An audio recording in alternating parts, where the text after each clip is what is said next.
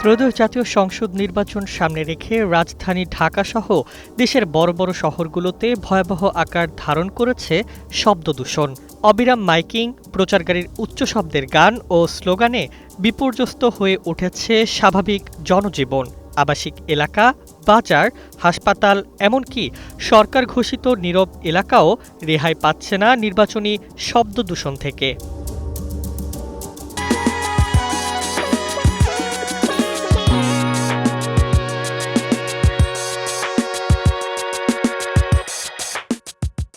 নির্বাচন কমিশনের আচরণ বিধিমালা অনুযায়ী প্রচারণায় মাইক ও সাউন্ড সিস্টেম ব্যবহার বেলা ২টা থেকে রাত ৮টার মধ্যে সীমাবদ্ধ থাকার কথা।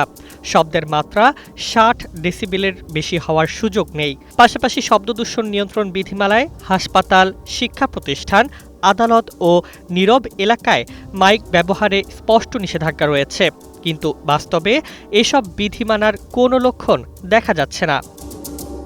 রাজধানীর বিভিন্ন এলাকায় সন্ধ্যা পেরিয়ে রাত পর্যন্ত মাইক বেঁধে রিকশা, অটোরিকশা ও গাড়িতে প্রচারণা চালানো হচ্ছে।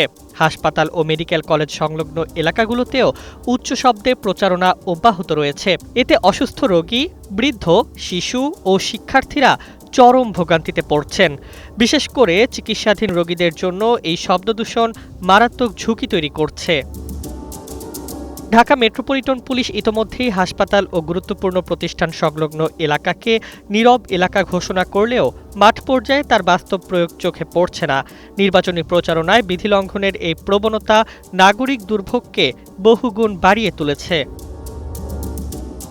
নির্বাচন কমিশন ও সংশ্লিষ্ট প্রশাসনের পক্ষ থেকে নিয়ম মানার তদারকি কার্যত দুর্বল বলে অভিযোগ উঠেছে।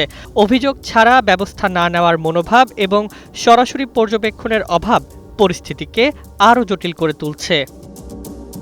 বিশেষজ্ঞরা বলছেন, নির্বাচন উৎসবের হলেও তা যেন নাগরিক জীবনের জন্য আতঙ্কে পরিণত না হয়। দ্রুত কার্যকর পদক্ষেপ না নিলে শব্দদূষণ শুধু স্বাস্থ্য ঝুঁকিই নয়, নির্বাচন প্রক্রিয়ার প্রতি মানুষের আস্থাকেও প্রশ্নবিদ্ধ করবে।